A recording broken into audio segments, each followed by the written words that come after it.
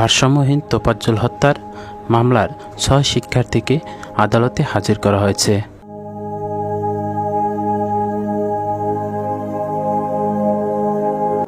ফজলুল হক হলের যে ভারসাম্যহীন যুবক তোফাজ্জলকে পিটিয়ে হত্যা করা হয় তাদের বিরুদ্ধে শাহবাগ থানায় একটি মামলা হয়েছিল এবং ঢাকা বিশ্ববিদ্যালয়ের ৬ শিক্ষার্থীকে আদালতে হাজির করা হয় তোফাজ্জলকে হত্যার দায়ে এবং তারা নিজ মুখে তোফাজ্জলকে হত্যার দায় স্বীকার করে।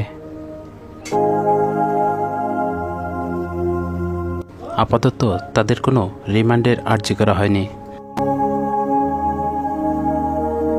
১৪৪ ধারা জবানবন্দি অনুযায়ী তাদের একটি বিশেষ কক্ষে রাখা হয়েছে জবানবন্দি দেবার জন্য।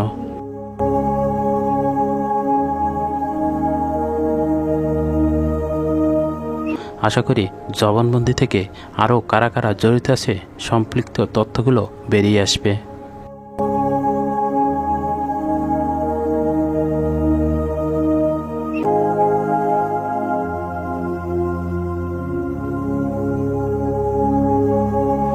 নিষ্ঠুরভাবে তোফাজ্জলকে হত্যাকারীদের সঠিক এবং সুষ্ঠু বিচারের দাবি জানাচ্ছি। আশা করি তাদের এমন দৃষ্টান্তমূলক শাস্তি দেওয়া হোক যা থেকে ভবিষ্যতে আর কেউ এরকমের নিষ্ঠুর আচরণ করতে না পারে।